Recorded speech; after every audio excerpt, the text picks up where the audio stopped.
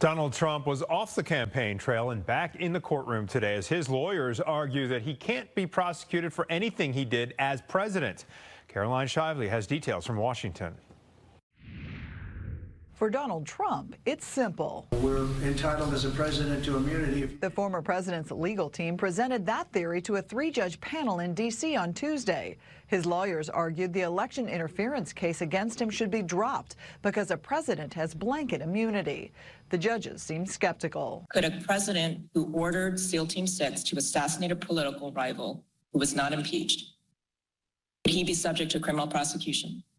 If he were impeached and convicted first. And so your answer is no.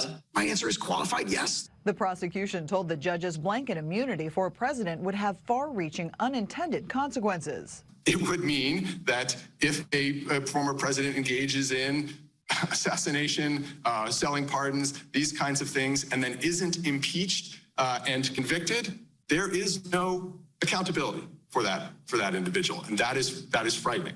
The federal election interference case was set to go to court in March, but is on hold until judges rule on the immunity issue in the next few days or possibly weeks. This case could stop in its tracks dead this summer. The Supreme Court could take it. It's very unlikely that there'll be a resolution before the election cycle.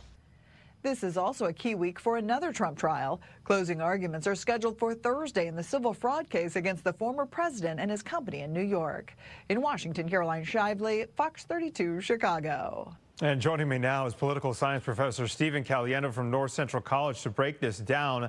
Professor Caliendo, always good to see you. Thank you for being here. Hi, Anthony. All right, so let me start off by asking you what your biggest takeaway is from today's hearing.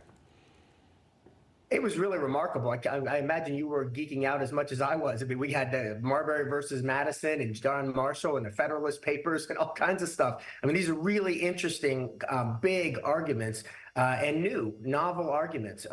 What my takeaway, though, was that what the Trump attorneys briefed evolved a bit during the oral arguments to the point where Caroline had just described, where the judges were really pushing them to answer hypotheticals that really didn't make any sense. And so, I mean, to even suggest that a president could assassinate a political rival and consider that to be an official presidential act, and therefore, without an impeachment and conviction, they wouldn't be held accountable, it's preposterous. And so they really went down a really strange path.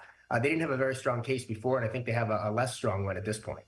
Okay, so can you help us delineate what counts as an official act as president as opposed to an official act as just a regular citizen here?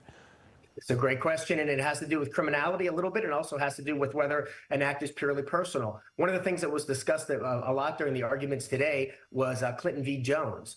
This is where Paula Jones accused President Clinton of sexual assault prior to his time in the White House. The Supreme Court ruled in that case in 1997 that depositions and other fact-finding could continue, even though the president couldn't be put on trial during the presidency. But those were for personal acts.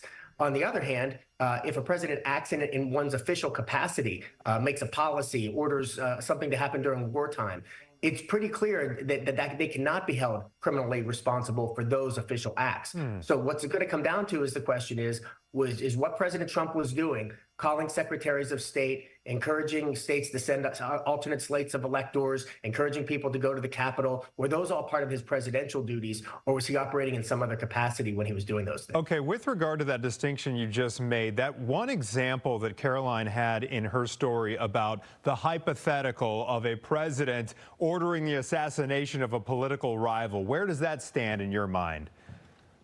Well, that's why I think that the argument really fell apart for the Trump attorneys, because they couldn't give us, it's hard to give a straight-faced answer to say, well, yes, but only if the president is convicted in the Senate. We know what the stakes are there. These are political. Impeachments are political. They have to do with partisan makeup of both houses of Congress.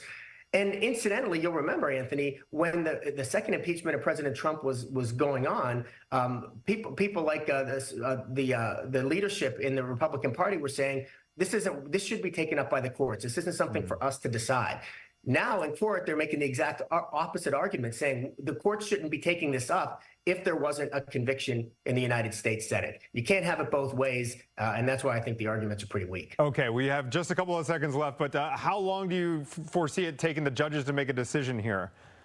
But yeah, it's hard to tell. I mean, I know they're going to want to move quickly. I mean, all of this is accelerated because there's some concern about the timeline and how it will affect the elections. I mean, you can't deny that part of it.